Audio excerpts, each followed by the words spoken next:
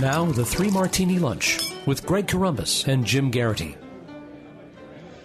And welcome, everyone, to the Wednesday edition of the Three Martini Lunch. Along with Jim Geraghty of National Review, I'm Greg Corombos of Radio America. We have good, bad, and crazy martinis for conservatives today. All of it brought to you by Wink. Right now, discover great wine today at trywink.com/martini to get $20 off your first shipment. trywinc.com/martini. Much more on that a little bit later in the podcast. Jim, let's start with the good martini, which I believe stems from either a bad or a crazy martini we had just last month, because that's when the Seattle City Council approved a $275 per employee per head tax on May 14th. And as Hot Air reports yesterday, less than a month later, Mayor Jenny Durkin and 7 members of the City Council, out of 9, put out a statement saying they had reconsidered and would repeal the tax.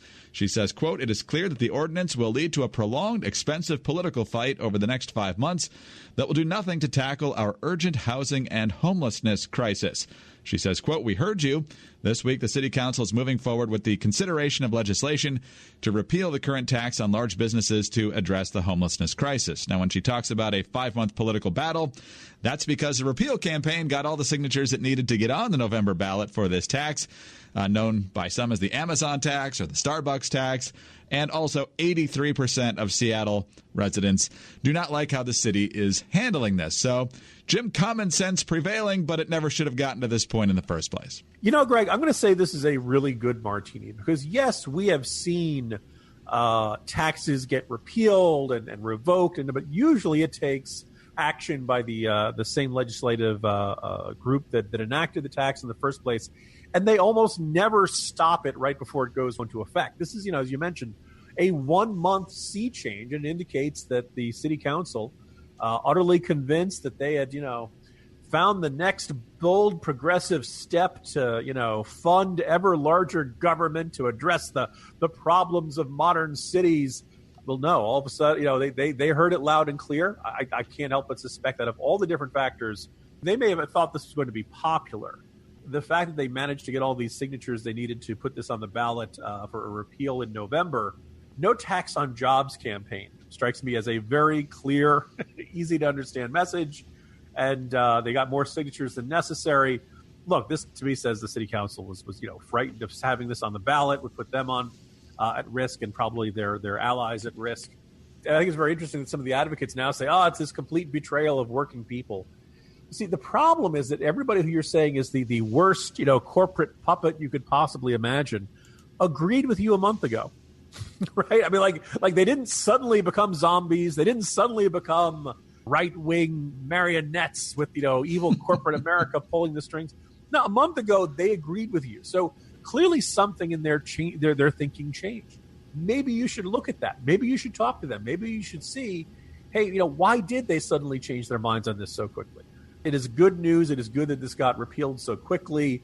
I think it says a lot. I mean, again, if this sort of thing could happen in Seattle, then lots of other, progressive cities and progressive states really don't have an excuse for going along with, absolute job killer proposals like this one.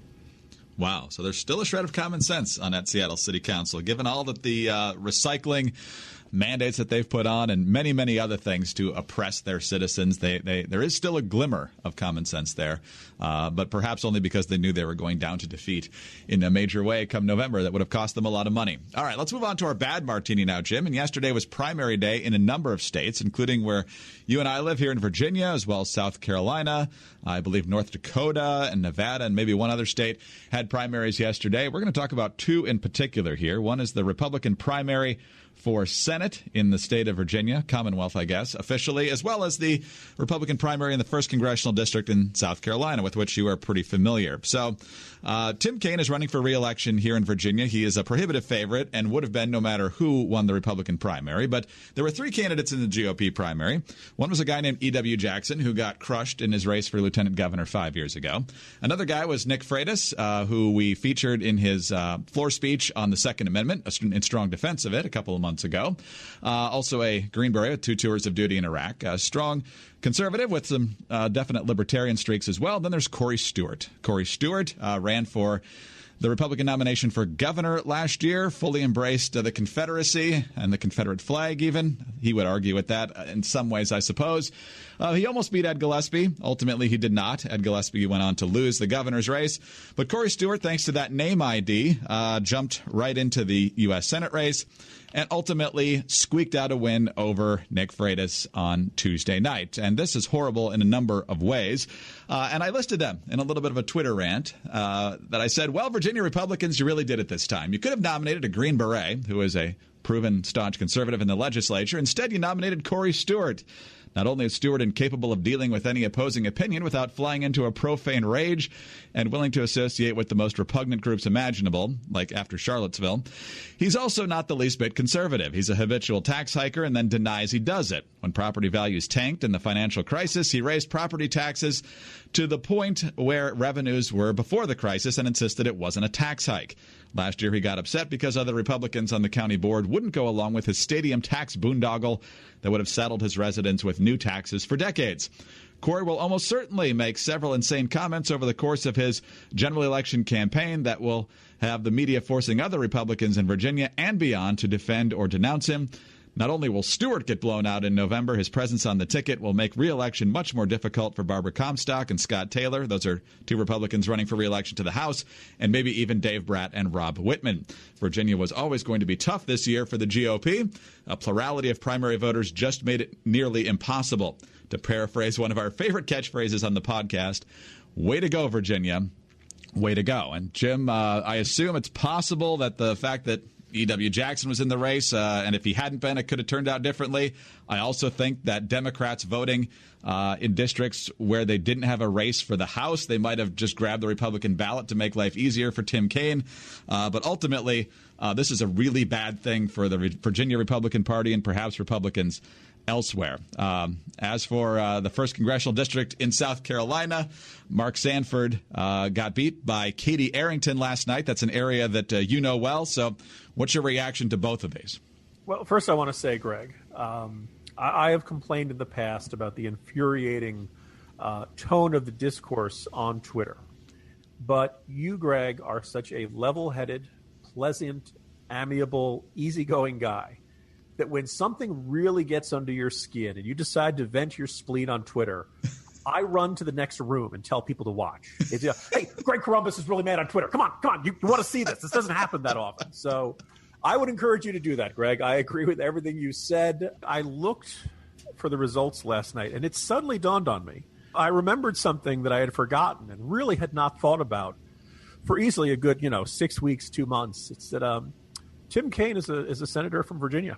It's very easy to forget this sort of thing. And it's kind of fascinating. You look at the 2016 election, the epic struggle, the clash of the titans, Trump versus Clinton, and the Comey jumping in, and the twists and turns, and the giant shocking ending, and the nastiness, and the name calling, and all of this, this drama, and it, oh, by the way, Tim Kaine was there too.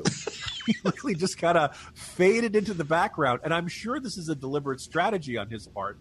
After being associated with a ticket that won Virginia, he did his part. He took care of his home state, but that by and large is considered one of the most colossal failures in Democratic Party history.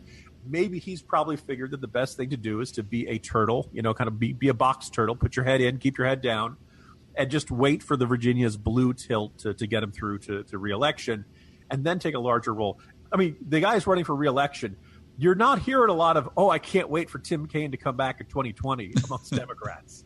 And so it's almost like we have this incumbent senator who's running for re-election while being in the witness protection program. And you'd think this would be a circumstance Virginia Republican, like a normal political party, would be able to capitalize on. The Virginia Republican Party very clearly is not a normal political party, although I said be able to do more with that. The other thing is, look, I don't think there'll be a ton of people who will be crying in their palmetto beer over the end of the career of Mark Sanford. He got a second chance that a lot of people don't usually get. I do want to disagree a bit with Jazz Shaw over at Hot Air.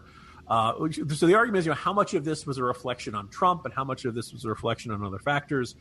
Trump did tweet about this. and I want to say something like 3:15 or so on the afternoon of the primary. Polls closed in South Carolina at 7. I am sure Arrington appreciated the endorsement. I'm sure she would have loved it like a week earlier instead of 3 hours before the polls closed. But she had touted herself as being a strong, loyal supporter of the president, and the idea that Mark Sanford wasn't, even though he voted with the president's position like 73% of the time. Jazz Shaw, who I think very highly of, writes over on Hot Air that, this is, Mark Sanford's Appalachian Trail scandal come along. And I don't think that's quite it, although I'll make one additional note. And if you want to say, hey, doesn't Jim's family live in, outside Hilton Head? Isn't that sort of where he gets, doesn't he talk to all of his dad's friends? And doesn't that shape a lot of his thinking? You could probably come to that conclusion. So Sanford, has obviously this infamous high-profile scandal. He makes this comeback in the congressional district. He wins out of a very crowded field. He wins the runoff, takes on Elizabeth Colbert Bush, the sister of Stephen Colbert, the comedian. And people are ready to say, okay, look, there was a really ugly chapter, but you know what? People get divorced and remarried all the time. Let's let bygones be bygones. We all make mistakes. Go ahead, Mark Sanford. He did have an incident. He and his ex-wife, Jenny Sanford, share custody of their kids. He went over one time. He wasn't supposed to. There was some issue. The cops got called. So there was this sense that Mark Sanford's personal life was not guaranteed to be quiet. And I do think that after something like the Appalachian Trail scandal, that you kind of have to walk the straight and narrow. You have just much less room for error. And if there's a sense of, oh, God, here we go again, that things will, that some amount of voters will turn on you. But I think the bigger and more significant example of what Sanford's defeat, and by the way, it wasn't a huge defeat. It was about 50% to 46%. Mark Sanford, to the one thing you could say about him indisputably is that he was a fiscal conservative. He fought wasteful spending. He wanted to keep government spending to as low as possible. Did not like deficits. Did not like debt. Used to bring. He literally brought like 2 pigs to the floor of the House of the state legislature to make a point about pork barrel spending. I remember during his reelection bid, Mark Sanford's campaign signs are spray painted on plywood. None of this fancy schmancy print shop jobs, Greg. No. We don't do that. We just spray low taxes Sanford, and we put it on the side of the road. And it was kind of funny, but there was also this sense of like, look, if he's this cheap with his own money, think about how cheap he'll be with taxpayer money, right? Greg, this is a different party than it was 3 years ago or 5 years ago or 10 years ago. Republicans don't really care about deficits. We're probably going to have $1 trillion deficit this year. There's a good chance, based on the projections, we could have $1 trillion deficit next year and the year after that. And this is with an economy that's doing pretty darn well. This is a party that, for a good portion of the Tea Party movement, controlling spending was the watchword, was the mantra. That was the core of the philosophy. And I don't think it is anymore. And I'm not happy about that, but I think that is. I think the ground has shifted underneath Mark Sanford's feet. And I think there's probably no better example of this. In March, the Republicans passed and the president signed the omnibus bill, stuffed full of spending. I believe it was $1.3 trillion. Mark Sanford voted against it. He said, look, we got barely 24 hours to look at this. We don't get a chance to amend it. This is not the way the system is supposed to operate. Too much waste, too much spending, adds too much debt. I'm voting against it. Well, it also included $1.6 billion, with a B, not a T, billion, to begin the wall funding, construction of the border wall. So the ads were, Mark Sanford voted against Trump's border wall. Well, he didn't oppose it. He opposed the omnibus, and which included the funding for it. Which is, oh, by the way, like 4% of the border funding that Trump requested. But it got turned into Sanford's opposing the president and stuff like that. So I don't think it's healthy to have a party that sees everything as a litmus test issue of did you stand with the president. But it appears that at least by a small margin, at least in this district and probably in a bunch of districts across the country, it is turning this way. So I don't, you can argue about, Mark Sanford, whether he was the best choice, whether he deserved another term. It is worth noting that way back when he did, way back in the 90s, he was elected as part of the Republican Revolution of 94. pledged to serve only 3 terms, served only 3 terms, then went to became governor. We all know how that one ended. But he came back, and so he was elected in May 2013. So we can argue about whether you count that as a full term.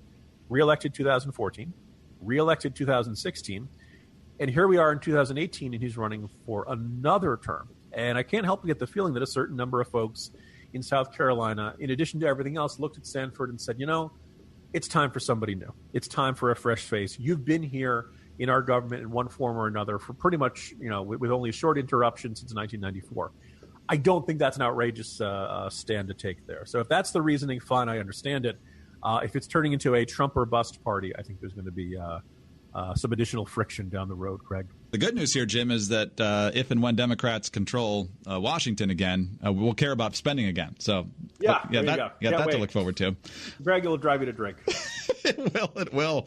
Yes, traditional conservatives bust out the wine. And if you don't have it, I can tell you where to get it, and that's from Wink. With online ordering, quick shipping, and personalized recommendations, Wink is the best way to make discovering wine easy. We are once again talking about Wink, spelled W-I-N-C. Wink makes it easy to discover great wine, and that's because their wine experts select wines matched to your taste, personalized for you, and shipped right to your door. And it all starts at just $13 a bottle.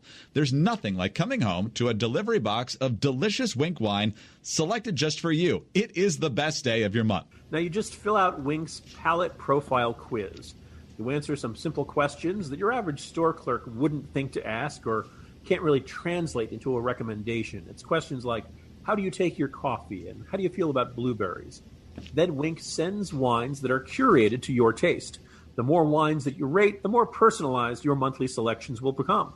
And each month there are new delicious wines, like the insanely popular Summer Water Rosé. There are no membership fees. You can skip any month, and you can cancel any time. Shipping is covered, and if you don't like a bottle they send you, they'll replace it with a bottle you'll love, no questions asked.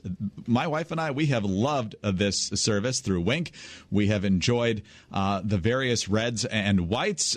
We just got a bottle of Merlot that we absolutely loved, one of the best bottles we've ever had, not only from them, but anywhere. And as we mentioned in the past, there was one bottle a couple of months ago we didn't care for. We told them. They just credited it to us for the next month. Didn't complain about it at all. And as we just mentioned, you can suspend it for a month, which we've also done because we don't drink that much in just a month.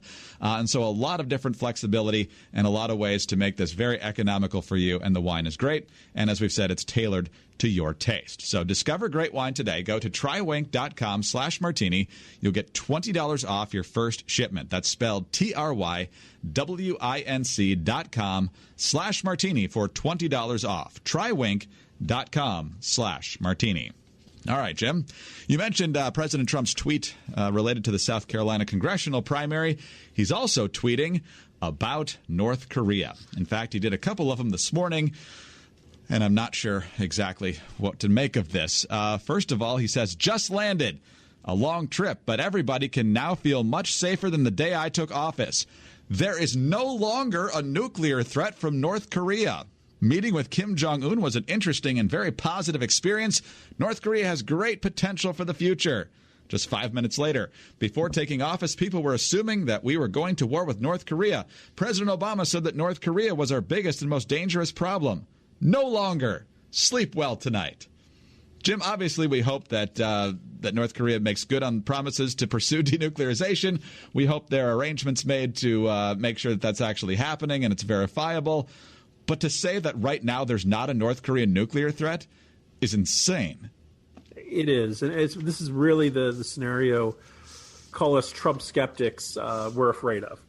Look, there were some good things that came out of this, I suppose, in the sense that if you compare this to 6 months ago, the little Rocket Man tweets and things like that, then yes, the likelihood of a conflict in the Korean Peninsula is less now. As long as North Korea is talking, they're probably less likely to test additional nuclear devices, launch ICBM test firing, or they return the 3 prisoners, although, again, these are 3 prisoners who they should not have taken in the first place. So there are some signs of improving behavior from North Korea on the margins. The idea that you'd go from that to say, well, everything's okay now. They're not a nuclear threat now. is wildly overstating what this is. And as I wrote at great length in the Morning Jolt, I was pretty skeptical yesterday, as listeners of yesterday's podcast will note. I'd love to see this work out because people say, well, why can't you be more optimistic? And I was like, well, because I know history. This is not obscure. You got to go deep into the archives or go into the warehouse where they keep the lost ark and find the old North Korean agreements. They're all there up on the internet, both on the State Department and UN, the six-party talks. They're all there. And they basically, the North Korea has agreed to either, forsake nuclear weapons or to denuclearize in writing over and over and over again, throughout the Bush administration, Clinton administration, quite explicitly. And then they don't do it. I think one of my favorite one was, 2005. They make a flat out statement that we're going to denuclearize, and then about a year later, 2006, they test their first. That's a fair argument to say, hey Jim, so in that case, give them less grief for not getting the promises in writing, because I guess you could say it doesn't really matter.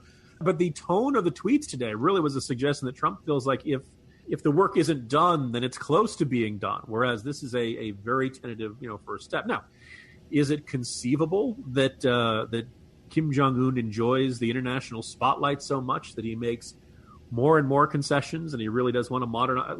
I guess it's conceivable. It's possible.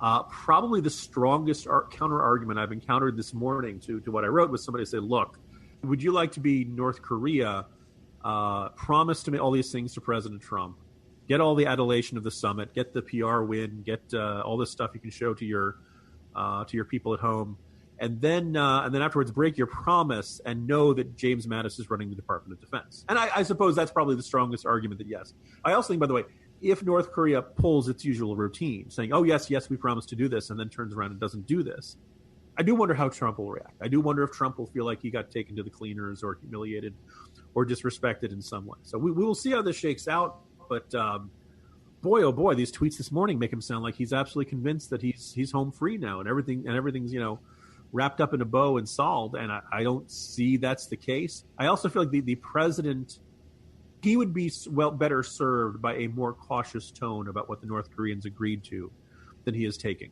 And we'll see how it shakes out. I don't doubt this will poll very well.